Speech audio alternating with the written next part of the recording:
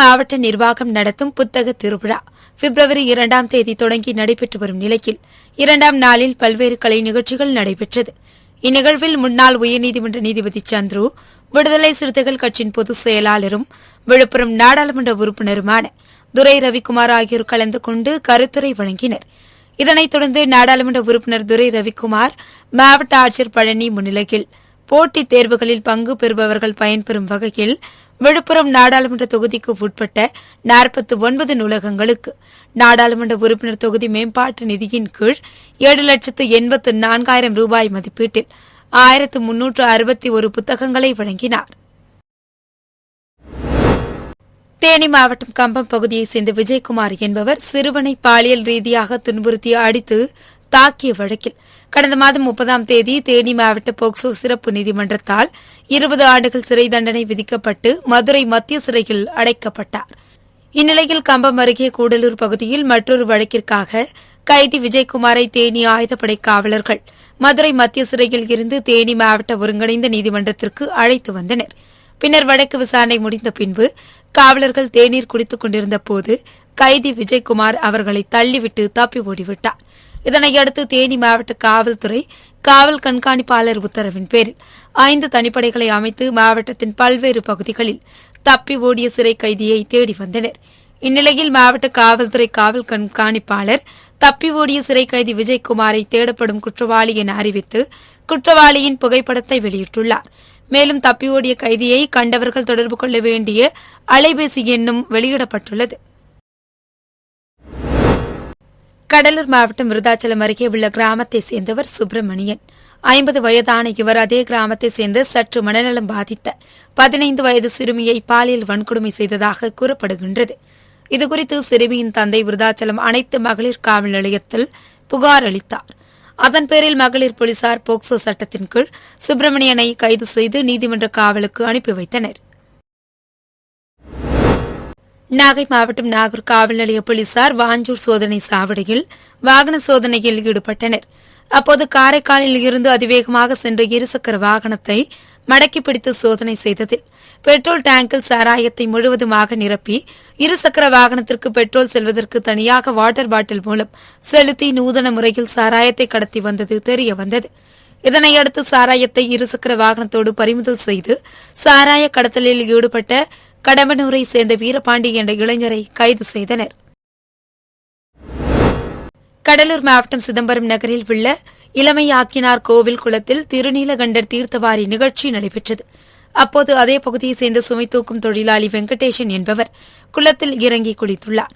ஆனால் நீண்ட நேரமாகியும் அவரை காணவில்லை என்பதால் அவரது குடும்பத்தினர் தேடி பார்த்தும் கிடைக்காததால் தீயணைப்புத்துறைக்கு தகவல் அளித்தனர்.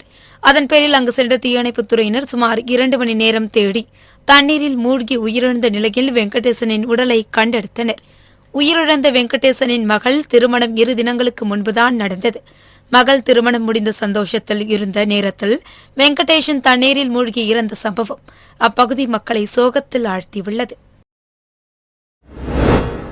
திண்டுக்கல் மாவட்டம் பழனி பேருந்து நிலையம் மயில் ரவுண்டானா அருகில் இளைஞர் ஒருவர் மின்கம்பத்தில் ஏறி தற்கொலை முயற்சியில் ஈடுபட்டார். அப்போது அங்கிருந்த பொதுமக்கள் மின்வாரியத்திற்கு தகவல் தெரிவித்து உடனடியாக மின்சாரத்தை நிறுத்தினர். இதனையடுத்து சம்பவ இடத்திற்கு வந்த காவல்துறையினர் அந்த நபரை பேச்சுவார்த்தை செய்து வலுக்கட்டாயமாக கீழே இறக்கி பழனி நகர் காவல் நிலையத்திற்கு அழைத்து சென்று விசாரணை மேற்கொண்டனர். அதில் அவர் நிலக்கோட்டை மாவுத்தன்பட்டியைச் சேர்ந்த அழகுபாண்டி என்பது தெரியவந்தது. இதனிடையே அவர் கழிவறைக்கு செல்வதாக கூறி உள்ளே சென்று அங்கிருந்த ஜன்னல் கண்ணாடியை எடுத்து கழுத்தை அறுத்துக்கொண்டு ரத்த வெள்ளத்தில் கிடந்துள்ளார். இதையடுத்து போலீசார் அவரை மீட்டு மேல் சிகிச்சைக்காக திண்டுக்கல் அரசு மருத்துவக் கல்லூரி மருத்துவமனைக்கு அனுப்பி வைத்தனர். பழனி நகர் காவல் நிலையத்தில் இளைஞர் ஒருவர் கழுத்தை அறுத்து தற்கொலை முயற்சியில் ஈடுபட்ட சம்பவம் பரபரப்பை ஏற்படுத்தியுள்ளது. சென்னை காசிமேட்டில் சீன நாட்டை சேர்ந்த 3 பேர் பேரம் பேசி மீன்களையும் இறால்களையும் வாங்கி சென்றனர். இதுகுறித்து பேசிய அவர்கள் தாங்கள் மூவரும் சீன நாட்டை சேர்ந்தவர்கள் என்றும் கடந்த 2 ஆண்டுகளாக சென்னையில் வசித்து வரும் நிலையில் 4வது முறையாக காசிமேட்டில் மீன்களை வாங்கி செல்வதாகவும் காசிமேட்டில் மீன்கள் நல்ல தரத்துடன் நன்றாக இருப்பதாகவும் அதனால் தொடர்ந்து 4வது முறையாக தாங்கள் வாங்குவதாகவும் உற்சாகமுடன் கூறினர். மேலும் தமிழ்நாட்டை தாங்கள் நேசிப்பதாகவும் கூறி சென்றனர்.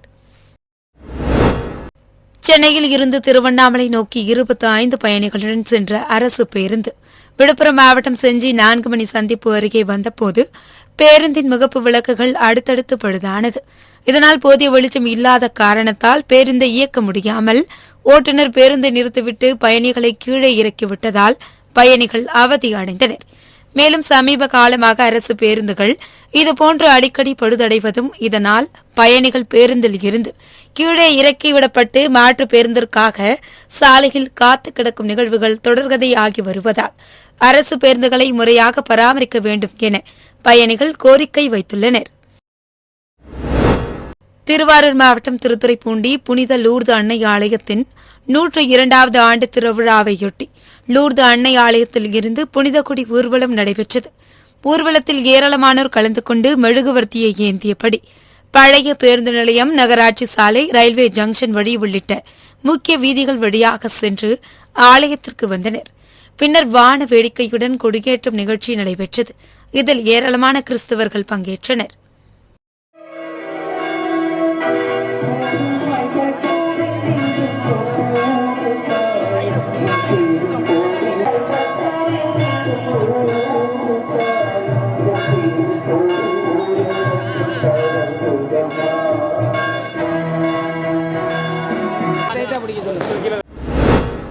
திண்டுக்கல் மாவட்டம் பழனி அருகே கீரனூர் மேற்கு தெருவை சேர்ந்தவர் காஜா மைதீன். இவர் வீட்டில் வைத்து குட்கா மற்றும் பான் மசாலா பொருட்களை விற்பனை செய்து வந்ததாக கீரனூர் போலீசாருக்கு தகவல் கிடைத்தது. அதன் பேரில் போலீசார் அவரது வீட்டில் சோதனை செய்து 2 லட்சம் ரூபாய் மதிப்பிலான குட்கா, பான் மசாலா உள்ளிட்ட 160 கிலோ எடையுள்ள பொருட்களை பறிமுதல் செய்தனர். மேலும் காஜா மைதீனை கைது செய்து விசாரணை மேற்கொண்டு வருகின்றனர். திருப்பூர் தென்னம்பாளையத்தில் செயல்பட்டு வரும் உழவர் சந்தையில் விவசாயிகள் தாங்கள் விளைவித்த பொருட்களை விற்பனைக்கு கொண்டு வருகின்றனர். இந்நிலையில் தென்னம்பாளையம் பகுதியில் சாலையோரம் வியாபாரிகள் பலர் கடைகள் அமைத்து காய்கறிகள் விற்பனை செய்வதால் தங்களுக்கு விற்பனை பாதிக்கப்பட்டு வருவதாக கூறி கடந்த ஒரு வார காலமாக விவசாயிகளும் உழவர் சந்தைக்கு செல்லாமல் சாலையோர வியாபாரிகளுக்கு போட்டியாக பல்லடம் சாலையிலேயே வியாபாரம் செய்து வந்தனர். இதனால் போக்குவரத்து பாதிக்கப்பட்டதைத் தொடர்ந்து கோட்டாட்சியர் அலுவலகத்தில் பேச்சுவார்த்தை நடைபெற்றது. ஆனால் பேச்சுவார்த்தை தோல்வியில் முடிந்ததால் பல்லடம் சாலை, தென்னம்பாளையத்தில் சாலையோர வியாபாரிகளை நிரந்தரமாக அப்புறப்படுத்த வேண்டும் என வலியுறுத்தி விவசாயிகள் காய்கறிகளை சாலையில் கொட்டி மறியல் போராட்டத்தில் ஈடுபட்டனர். இதனால் அப்பகுதியில் போக்குவரத்து பாதிக்கப்பட்டதைத் தொடர்ந்து போலீசார் மற்றும் மாநகராட்சி அலுவலர்கள் விவசாயிகளுடன் பேச்சுவார்த்தையில் ஈடுபட்டதை அடுத்து போராட்டம் கைவிடப்பட்டது. சேலம் மாவட்டம் மல்லியக்கரை வடக்கு தெருவை சேர்ந்த பாலகிருஷ்ணன் என்பவர் கடலூர் மாவட்டம் விருதாச்சலம் நாச்சியார்பேட்டை ரயில்வே கேட் அருகே ரயில்வே சிக்னல் கேபிள் வயரை சரி செய்து கொண்டிருந்தார். அப்போது விருதாச்சலம் ஏருமனூர் கிராமத்தைச் சேர்ந்த சிவமுருகன், அதே பகுதியைச் சேர்ந்த விஜயகுமார் ஆகிய இருவரும் இருசக்கர வாகனத்தில் வந்து பாலகிருஷ்ணன் கையில் வைத்திருந்த செல்போனை பறித்துக் கொண்டு மின்னல் வேகத்தில் அங்கிருந்து சென்றனர். இதுகுறித்து பாலகிருஷ்ணன் அளித்த புகாரின் பேரில் விருதாச்சலம் போலீசார் செல்போனை திருடி சென்ற சிவமுருகன், விஜயகுமார் ஆகிய இருவரையும் கைது செய்து அவர்களிடம் இருந்த செல்போனை பறிமுதல் செய்து அவர்களை நீதிமன்ற காவலுக்கு அனுப்பி வைத்தனர். தேனி மாவட்ட தன்னார்வலர்கள் மற்றும் தேனி பனை நடப்பு குழுவினரின் 6ஆம் ஆண்டு தொடக்க விழா நிகழ்ச்சி அள்ளி நகரம் பகுதியில் நடைபெற்றது. இதில் சுற்றுச்சூழல் அமைச்சர் மெய்யநாதன் மற்றும் பனை நடும் தன்னார்வ குழுவினர் என ஏராளமானோர் கலந்து கொண்டனர். இந்நிகழ்ச்சியில் பேசிய அமைச்சர் மெய்யநாதன், சுற்றுச்சூழலை பாதுகாக்க அரசு மட்டும் செயல்பட்டால் போதாது, இதுபோன்ற தன்னார்வல அமைப்புகளும் இணைந்து சுற்றுச்சூழலை காக்க வேண்டும் என்றும் நீர்நிலைகளை பாதுகாப்பவர்களுக்கு 1 லட்சம் ரூபாயுடன் இந்த ஆண்டு 100 பேருக்கு அரசு விருது வழங்கவுள்ளதாகவும் தெரிவித்தார். திண்டுக்கல் மாநகராட்சிக்கு உட்பட்ட ஒய்எம்ஆர் பட்டி பகுதியைச் சேர்ந்த ராஜகோபால் என்பவர் மீது நகை பறிப்பு உள்ளிட்ட பல்வேறு வழக்குகள் காவல் நிலையத்தில் நிலுவையில் உள்ளன. இந்நிலையில் இவர் பொன்னிமாந்தாரை புதுப்பட்டி சின்னக்குளம் பகுதியில் தனியாருக்கு சொந்தமான மனை விற்பனை பகுதியில் ஆள் நடமாட்டம் இல்லாத இடத்தில் கழுத்து அறுக்கப்பட்டு தலையில் கல்லை போட்டு முகம் சிதைந்த நிலையில் படுகொலை செய்யப்பட்டு கிடந்தார். இதனை கண்டு அவ்வழியாக சென்ற நபர்கள் அளித்த தகவலின் பேரில் சம்பவ இடத்திற்கு சென்ற போலீசார் அவரது உடலை கைப்பற்றி பிரேத பரிசோதனைக்காக திண்டுக்கல் மருத்துவக் கல்லூரி அரசு மருத்துவமனைக்கு அனுப்பி வைத்தனர். மேலும் இவரை யார் கொலை செய்தனர், கொலைக்கான காரணம் என்ன என்பது குறித்து விசாரணை மேற்கொண்டு வருகின்றனர். தூத்துக்குடி மாவட்டம் விளாத்திக்குளம் பகுதிகளில் 4,16,00,000 ரூபாய் மதிப்பில் சார்நிலை கருவூல அலுவலகம், துணை சுகாதார நிலையங்கள், கால்நடை மருத்துவமனை, பள்ளி, வகுப்பறை கட்டடங்கள், நியாயவிலைக் கடை மற்றும் கலையரங்கம் உட்பட 12 அரசு கட்டடங்கள் கட்டி முடிக்கப்பட்டு திறப்பு விழா நடைபெற்றது. இதில் மகளிர் உரிமைத்துறை அமைச்சர் கீதா ஜீவன் கலந்து கொண்டு புதிய கட்டடங்களை திறந்து வைத்தார். இதற்கிடையில் சிவஞானபுரம் அரசு மேல்நிலைப் பள்ளியில் பயிலும் மாணவ மாணவிகளுக்கு விலையில்லா மிதிவண்டிகளை வழங்கி சிறப்புரையாற்றினார். இந்நிகழ்ச்சியில் விளாத்திக்குளம் சட்டமன்ற உறுப்பினர் மார்க்கண்டேயன், தூத்துக்குடி மாவட்ட கூடுதல் ஆட்சியர் ஐஸ்வர்யா மற்றும் பல்வேறு துறைகளைச் சேர்ந்த அரசு அதிகாரிகள் கலந்து கொண்டனர். கிருஷ்ணகிரி மாவட்டம் ஓசூர் தேன்கனிக்கோட்டை சாலையில் தனியார் மருத்துவமனை இயங்கி வருகின்றது. இந்த மருத்துவமனையில் சேகரிக்கப்படும் குப்பைகளை மாநகராட்சி நிர்வாகம் அப்புறப்படுத்துவதில்லை என மருத்துவமனை நிர்வாகத்தினர் ஓசூர் மாநகராட்சியில் புகார்கள் தெரிவித்து வந்தனர். இதற்கு மறுப்பு தெரிவித்த துப்புரவு பணியாளர்கள் மருத்துவமனை நிர்வாகம் குப்பைகளோடு மருத்துவ கழிவுப் பொருட்களையும் சேர்த்து ஒன்றாக கொட்டி வைத்திருப்பதாக மாநகராட்சி அதிகாரிகளிடம் தெரிவித்தனர். அதனைத் தொடர்ந்து மாநகராட்சி நகர் நல அலுவலர் பிரபாகர் தலைமையில் மாநகராட்சி அதிகாரிகள், ஊழியர்கள் அந்த தனியார் மருத்துவமனையில் ஆய்வு மேற்கொண்டனர். அப்போது அங்குள்ள இருசக்கர வாகன நிறுத்தும் இடத்தில் மருத்துவமனை நிர்வாகத்தினர் சுமார் 3 டன் எடையில் குப்பைகளையும் மருத்துவ கழிவுப் பொருட்களையும் ஒன்றாக கொட்டி வைத்திருந்தனர். இதுகுறித்து கேள்வி எழுப்பிய அதிகாரிகள் இந்த பகுதியில் கொட்டப்பட்டுள்ள பொதுக் கழிவுகள் மற்றும் மருத்துவ கழிவுப் பொருட்கள் அனைத்தையும் அகற்ற வேண்டும், இல்லையெனில் உரிய நடவடிக்கைகள் மேற்கொள்ளப்படும் என எச்சரித்து சென்றனர். தேனி மாவட்ட போலீசார் மற்றும் தனியார் நிறுவனம் சார்பில் மாணவர்கள் போதைப் பொருளில் இருந்து விடுபட விழிப்புணர்வை ஏற்படுத்தும் விதமாக மாரத்தான் போட்டிகள் பங்களாமேடு பகுதியில் நடைபெற்றது. நுழைவு கட்டணமாக 300 ரூபாய் பதிவு செய்து மாரத்தான் போட்டியில் சுமார் 5000க்கும் மேற்பட்ட இளைஞர்கள் கலந்து கொண்டனர். இந்நிலையில் போட்டியில் பங்கேற்ற இளைஞர்களுக்கு முறையான டோக்கன் வழங்கப்படாததால் பதிவு செய்யாமல் ஏராளமான இளைஞர்கள் போட்டியில் பங்கேற்றதாக இளைஞர்கள் குற்றம் சாட்டினர். மேலும் போட்டியில் பங்கேற்ற போட்டியாளர்களுக்கு தண்ணீர் உள்ளிட்ட அடிப்படை வசதிகள் செய்து கொடுக்கப்படாததால் சிறுவர் சிறுமிகள் மயக்கமடைந்து கீழே விழுந்தனர். இதனால் ஆத்திரமடைந்த இளைஞர்கள் தேனி மதுரை சாலையில் அமர்ந்து போராட்டத்தில் ஈடுபட்டதால் பரபரப்பு ஏற்பட்டது. தமிழகத்தின் முதல்வரான ஓமந்தூர் ராமசாமி ரெட்டியார் பிறந்தநாள் விழாவை முன்னிட்டு இளம் வீரர்கள் மற்றும் வீராங்கனைகளை கண்டறியும் நோக்கில் தூத்துக்குடி மாவட்டம் விளாத்திக்குளத்தில் மாநில அளவிலான மாபெரும் மினி மாரத்தான் போட்டி நடைபெற்றது. ஆண்களுக்கு 14 கிலோமீட்டர் தூரமும், பெண்களுக்கு 10 கிலோமீட்டர் தூரமும், 10 வயதுக்கு உட்பட்ட சிறுவர்களுக்கு 4 கிலோமீட்டர் தூரமும் என 3 பிரிவுகளாக நடைபெற்ற இந்த மினி மாரத்தான் போட்டியில் 400க்கும் மேற்பட்டோர் கலந்து கொண்டு ஓடினர். விளாத்திக்குளம் கோவில்பட்டி சாலையில் நடைபெற்ற மினி மாரத்தான் போட்டியை விளாத்திக்குளம் சட்டமன்ற உறுப்பினர் மார்க்கண்டேயன் கொடியசைத்து தொடங்கி வைத்தார்.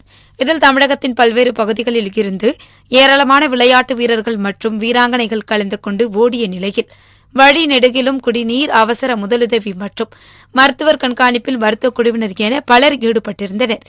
இதனைத் தொடர்ந்து இப்போட்டியில் வெற்றி பெற்ற வீரர்கள் மற்றும் வீராங்கனைகளுக்கு கேடயம், ரொக்கப்பணம் உள்ளிட்டவை வழங்கி கௌரவிக்கப்பட்டனர்.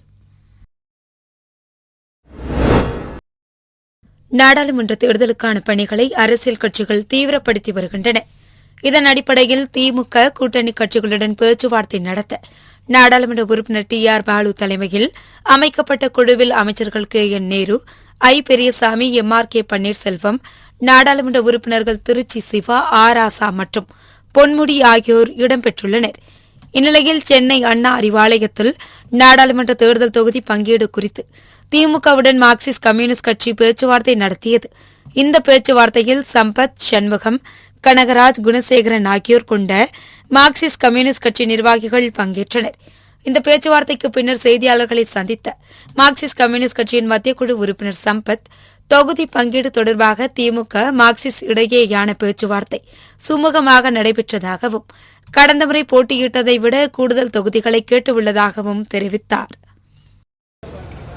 எதிர்வரும் மக்களவைத் தேர்தலில் தொகுதி உடன்பாடு செய்து கொள்வது சம்பந்தமாக திராவிட முன்னேற்ற கழக பேச்சுவார்த்தை குழு திரு TR பாலு அவர்களுடைய தலைமையிலான குழுவோட மார்க்சிஸ்ட் கம்யூனிஸ்ட் கட்சியின் சார்பாக நாங்கள் பேச்சுவார்த்தை குழுவினர் பேச்சுவார்த்தை நடத்துகிறோம். பேச்சுவார்த்தை ரொம்ப சுமூகமாக இருந்தது. இருதரப்பினருமே மனந்திறந்து எங்களுடைய கருத்துக்களை பரிமாறிக்கிட்டோம். ஒவ்வொரு கட்சியுமே கூடுதலான இடங்களில் போட்டியிடுவதற்கு விருப்பம் இருக்கும். நாங்களும் கடந்த தடவை விட கூடுதலான இடங்களில் போட்டியிடணுங்கிற எங்களுடைய கோரிக்கையும் முன் வச்சோம். பேச்சுவார்த்தை சுமூகமாக நடக்குது. கட்டாயமாக 2 தரப்புக்கும் சுமூகமான உடன்பாடு, நல்ல உடன்பாடு ஏற்படும் என்ற நம்பிக்கை இருக்கிறது. அது பலரும் கேட்பாங்க. இப்போ எங்களுக்கும் திமுகவுக்கும் என்ன உடன்பாடுங்கிறதான பிரச்சனை. அதனால் அதை பற்றி எங்களுக்கு பிரச்சனை இல்லை. யாருக்கும் எந்த தொகுதியும் அவங்கவுங்க பதிலை கேட்பாங்க. எங்களை பொறுத்தளவுக்கு நாங்கள் எங்களுடைய கருத்துக்களை திமுக தலைமையிட்ட சொல்லியிருக்கோம். முடிஞ்ச பிறகு உங்களுக்கு முடிவுகளை தெரிவிக்கிறோம். அது பொருத்தமான நேரத்தில் முதல்வரெல்லாம் திரும்பி வர வேண்டியிருக்கு. வந்த பிறகு தான் அந்த உடன்பாடு ஏற்படும். அதனால் நல்ல உடன்பாடு பொருத்தமான நேரத்தில். செங்கல்பட்டு மாவட்டம் மதுராந்தகம் அருகே உள்ள மருவலம் கிராமம் வழியாக மதுராந்தகத்தில் இருந்து செய்யூர் நோக்கி அரசு பேருந்து சென்று கொண்டிருந்தது. அப்போது எதிரே சென்ற இருசக்கர வாகனத்தின் மீது மோதியதில் இருசக்கர வாகனத்தில் வந்த ராஜேஸ்வரி மற்றும் சச்சின் ஆகியோர் படுகாயமடைந்தனர். இந்நிலையில் அரசு பேருந்து ஓட்டுநர் தப்பி ஓடிய நிலையில் ஆத்திரமடைந்த கிராம மக்கள் சாலை மறியல் போராட்டத்தில் ஈடுபட்டதால் பரபரப்பு ஏற்பட்டது. இதுகுறித்து தகவல் அறிந்து வந்த அரசு பேருந்து கழக மேலாளர் பேச்சுவார்த்தை நடத்தி ஓட்டுநர் மீது உரிய நடவடிக்கை எடுப்பதாக உறுதியளித்ததை அடுத்து அவர்கள் போராட்டத்தை கைவிட்டனர். ராணிப்பேட்டை மாவட்டம் நெமிலி பேரூராட்சிக்கு உட்பட்ட புன்னை பகுதியில் கடந்த 3 ஆண்டுகளாக இயங்கி வரும் அரசு மதுபான கடையில் கடந்த 30ஆம் தேதி இரவு சிவக்குமார், பாலசுப்ரமணி ஆகியோர் பணியில் இருந்தனர். அப்போது அங்கு வந்த மர்ம நபர்கள் மதுபானம் கேட்டு விற்பனையாளர்களிடம் வாக்குவாதத்தில் ஈடுபட்டுள்ளனர். இதையடுத்து தான் மறைத்துக் கொண்டு வந்த கத்தியை காட்டி மிரட்டி அவர்களிடம் இருந்து 42,000 ரூபாய் பணத்தை பறித்துக் கொண்டு மோட்டார் சைக்கிளில் தப்பி சென்றுள்ளார். இதுகுறித்து விற்பனையாளர் நெம்மலி காவல் நிலையத்தில் புகார் அளித்ததின் அடிப்படையில் போலீசார் தனிப்படை அமைத்து மர்ம நபர்களை பிடிக்க உத்தரவிட்டார். இந்நிலையில் சம்பத் ராயன்பேட்டை பகுதியில் ரோந்து பணியில் ஈடுபட்டிருந்த போலீசார் அவ்வழியாக சந்தேகத்திற்கு இடமான வகையில் வந்த 3 நபர்களை பிடித்து விசாரித்த போது அவர்கள் நாகவேடு அடுத்த கீழாந்துறை கிராமத்தை சேர்ந்த ஹரிபாபு, பிரவீன்குமார் என்கிற கௌதம், அசோக்குமார் என்பதும் இவர்கள் அரசு மதுபான கடையில் கைவரிசையில் ஈடுபட்டதும் கண்டுபிடிக்கப்பட்டது. இதையடுத்து அவர்களை கைது செய்த போலீசார் விசாரணை மேற்கொண்டு வருகின்றனர். கிருஷ்ணகிரி மாவட்டம் போச்சப்பள்ளி அடுத்த அத்திக்கானூர் கிராமத்தைச் சேர்ந்தவர் சுப்பிரமணி. துணி வியாபாரியான இவர் கடந்த 40 ஆண்டுகளுக்கும் மேலாக விவசாயம் செய்யாமல் கரும்பு காடாக வைத்துள்ளார். இந்த நிலத்தில் களைச்செடிகள் வளர்ந்து தற்போது காய்ந்து சருகாக உள்ளது. இந்நிலையில் இங்கு ஏற்பட்ட தீ விபத்தில் சுமார் 5 ஏக்கர் பரப்பளவிற்கு தீ பரவி எரிந்துள்ளது. இதனை கண்ட பொதுமக்கள் போச்சம்பள்ளி தீயணைப்புத்துறைக்கு தகவல் அளித்துள்ளனர். இதையடுத்து அங்கு விரைந்து வந்த தீயணைப்புத்துறையினர் எரிந்து கொண்டிருந்த தீயை அணைத்தனர். இதனால் அப்பகுதியில் சிறிது நேரம் பரபரப்பாக காணப்பட்டது. தூத்துக்குடி காலவாசல் மற்றும் அலங்காரத்தட்டு பகுதியில் 200 ஏக்கரில் உப்பு உற்பத்தி செய்யப்பட்டு வருகிறது. இந்த உப்பளங்களை நம்பி சுமார் 100க்கும் மேற்பட்ட சிறிய அளவிலான உப்பு உற்பத்தியாளர்கள், ஆயிரக்கணக்கான உப்பள தொழிலாளர்கள் உள்ளனர். இந்நிலையில் கடந்த டிசம்பர் மாதம் பெய்த கனமழையின் காரணமாக தூத்துக்குடி மாநகர பகுதி மற்றும் மாப்பிள்ளையூரணி பஞ்சாயத்து பகுதிகளில் சூழ்ந்த வெள்ள நீர் இந்த உப்பள பாத்திகளின் வழியாக சுவாமி விவேகானந்தர் காலனி கடல் பகுதிக்கு வெட்டிவிடப்பட்டது. தற்போது அந்த ஓடை வழியாக உப்பள பாத்திகளில் வெட்டிவிடப்பட்ட மழை நீர் முழுமையாக விடையாமல் உப்பள பாத்திகளில் தேங்கியுள்ளதால் உப்பு உற்பத்தி செய்ய முடியாத நிலை ஏற்பட்டுள்ளது.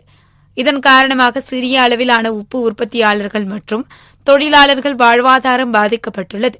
எனவே மாவட்ட நிர்வாகம் உடனடியாக தலையிட்டு உப்பள பாத்திகளில் தேங்கியுள்ள மழைநீர் மற்றும் கடல் நீரை அகற்றி வடிகால் வசதி அமைத்து தர உப்பு உற்பத்தியாளர்கள் மற்றும் தொழிலாளர்கள் கோரிக்கை விடுத்துள்ளனர். காலாவசல் பகுதியிலேருந்து நாங்கள் பேசுகிறோம். மழை டிசம்பர் மாதம் பெஞ்ச மழையில் உப்பள தொழில் எங்களுக்கு பாய்ச்சிருக்கு. ஊரில் தண்ணி ஃபுல்லாக உப்பளத்தை நிறைஞ்சி கடலுக்குள்ளே தோண்டி விட்டோம். ரிட்டன் போகுது. போயிட்டு இருந்தால் ரிட்டன் ஆகணுன்னா எங்கள் அளத்தில் தண்ணி ஏறினோடனே 2வது வாழ்வாதாரம் பாதிச்சுட்டு எங்களுக்கு. இதை தமிழ் அரசு உடனடியாக தீர்வு காணி எங்களுக்கு வாழ்வாதாரத்துக்கு வழிவகை செய்யணும். 200 ஏக்கர் நிலப்பரப்பில் புலம் செஞ்சுருக்கோம். இதில் 1000க்கு மேற்பட்ட மக்கள் தொழில் பாய்ச்சி இன்னும் வாழ்வாதாரம் பின்தங்கி இருக்கோம். இதுக்கு தீர்வு கிடைக்குன்னு சொல்லி நாங்கள் முறையான நிறைவேற்ற மனு கொடுத்துருக்கோம். இன்னும் சரியான முறையும் கிடைக்கல எங்களுக்கு. தமிழக அரசு உடனடியாக தீர்வு காணணும்னு வேண்டி கேட்டுக்கொள்கிறோம். தென்காசி பள்ளியில் யுகேஜி படித்து வரும் மகாதேவ் யாதவ் என்ற 4 வயது சிறுவன் 12 கிலோமீட்டர் தூரத்தை தொடர்ச்சியாக ஸ்கேட்டிங் மூலம் கடந்து உலக சாதனை முயற்சியில் ஈடுபட்டார். தென்காசி மாவட்டம் குத்துக்கல் வலசை பகுதியில் நடைபெற்ற உலக சாதனை நிகழ்ச்சியை சங்கரன்கோவில் சட்டமன்ற உறுப்பினர் ராஜா கொடியசைத்து தொடங்கி வைத்தார். முன்னதாக மாவட்டத்தில் நடைபெற்ற பல்வேறு போட்டிகளில் வெற்றி பெற்ற மாணவர்களுக்கு சட்டமன்ற உறுப்பினர் பரிசுகளை வழங்கினார். வணக்கம்.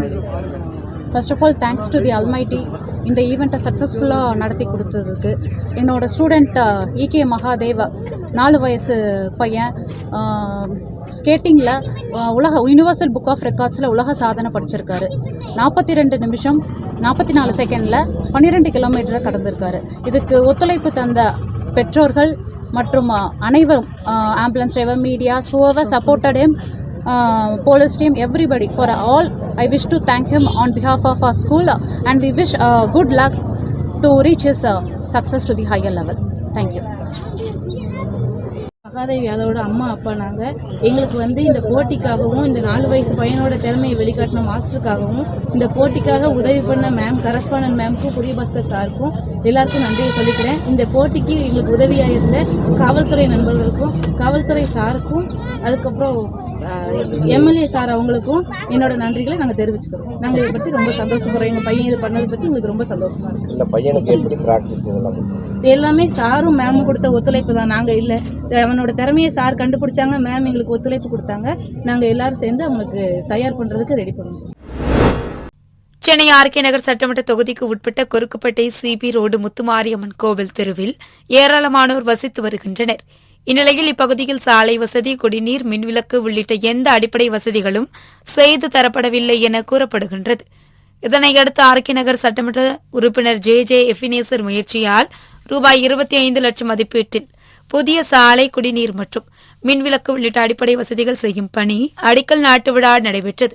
இந்த நிகழ்ச்சியில் RK நகர் சட்டமன்ற உறுப்பினர் JJ எபினேசர் கலந்து கொண்டு சாலை, குடிநீர், மின்விளக்கு உள்ளிட்ட பணிகளுக்காக அடிக்கல் நாட்டி பணியினை துவக்கி வைத்தார். திருவள்ளூர் மாவட்டம் சோழவரம் அடுத்த காரனோடையில் உள்ள பேருந்து நிலையத்தில் கழிப்பறை வசதிகள் ஏற்படுத்தி தரக்கோரியும், கொரோனா காலத்தில் நிறுத்தப்பட்ட பேருந்து சேவையை மீண்டும் இயக்க வலியுறுத்தியும் பொதுமக்கள் அரசு அதிகாரிகளிடம் பலமுறை மனு அளித்துள்ளனர்.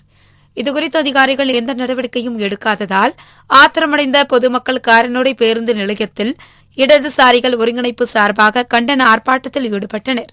அப்போது நிறுத்தப்பட்ட பேருந்துகளின் சேவையை உடனே தொடங்கிடக் கோரியும், பேருந்து நிலையத்தில் கழிவறை வசதிகளை செய்து தரக்கோரியும் அவர்கள் முழக்கங்களை எழுப்பினர்.